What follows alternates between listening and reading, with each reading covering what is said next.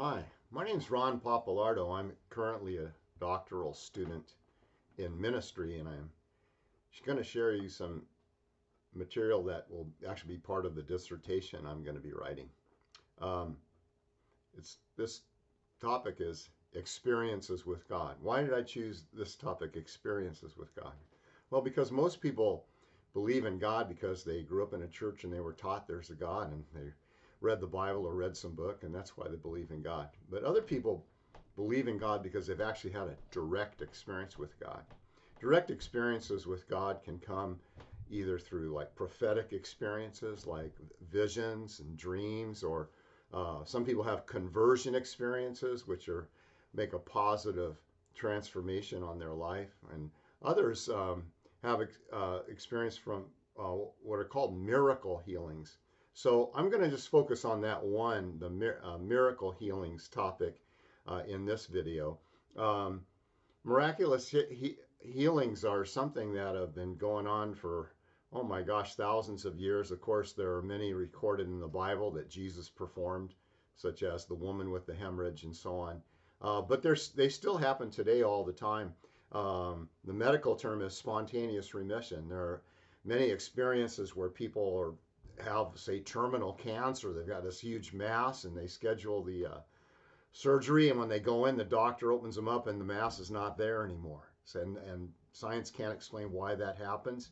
But it's been shown, demonstrated that when people pray for people who are sick, sometimes they can experience this kind of spontaneous healing. My own direct personal experience with healing came first time when I was, I couldn't have been more than between 7 and 9 years old.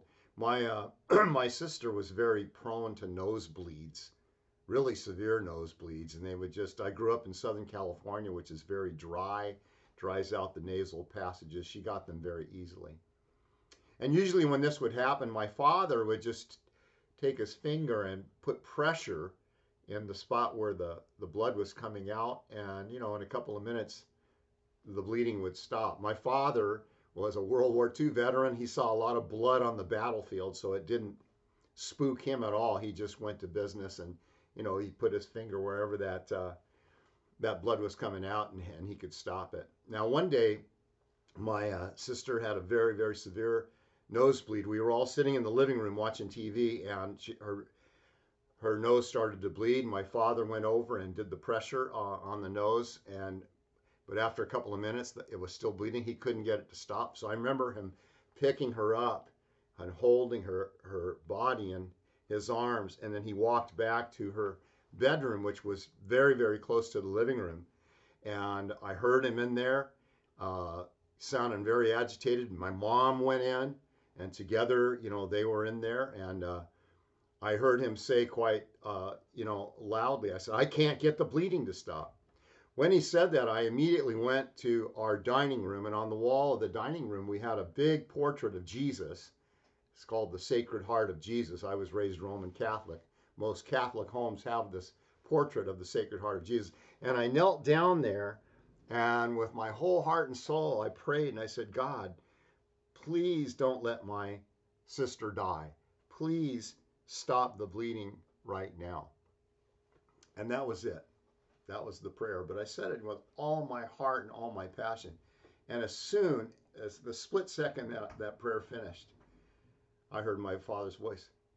The bleeding stopped. And that was it.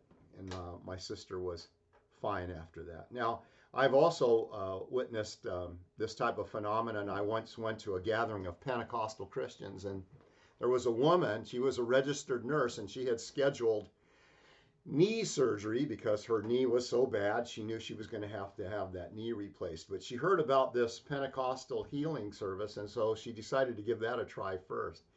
She went and was spontaneously healed when the minister prayed for healing.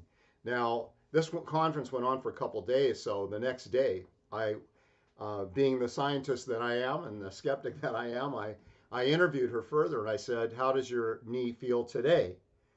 Because I thought maybe it was just a temporary thing. She goes, "Oh no, it's fine." I said, "How do you know that your knee was healed?" She says, "Well, because the pain's gone."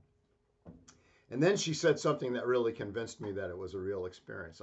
And she said, because I noticed she looked a little worried actually, and it says, you know, what is bothering you? She says, well, I'm a registered nurse. All my coworkers know that I've scheduled knee surgery, and I don't know how I'm going to explain to them that I have to cancel my knee surgery. Another real famous spontaneous healing took place with a doctor named Dr. Eben Alexander, and he wrote a book called Proof of Heaven that describes his experience. He had a severe brain disease that had actually eaten away the cortex of his brain, and the doctor said, well, even if he comes out of this coma, he's going to be in a vegetative state. And an entire church congregation had been praying for him. He himself was not a religious person at all, but the family finally decided to pull the plug on the life support. And just before they did that, he opened his eyes, woke up, and made a full recovery. And again, doctors have no explanation for this because he should have been totally in a vegetative state. His brain had been eaten by this some kind of microbe, some kind of bacteria or something. So that's another one. So these healings do happen. I don't know why sometimes they work and sometimes they don't. Something about the faith of the person, if the person really believes that they can bring about healing or receive a healing, has a lot to do with it. We'll look into it more in the future, but that's all I wanted to share with you in this video. So I do believe there's a God. I do believe that God can create these kind of miraculous healings if the conditions are right. If you want to know more about experiences with God, I've written this book, Experiences with God, Stories About Mystics, and a guidebook to your own divine encounter. And if you want to get a copy of that, there's a lot of really good information in there. Thanks so much, and I pray for your highest good.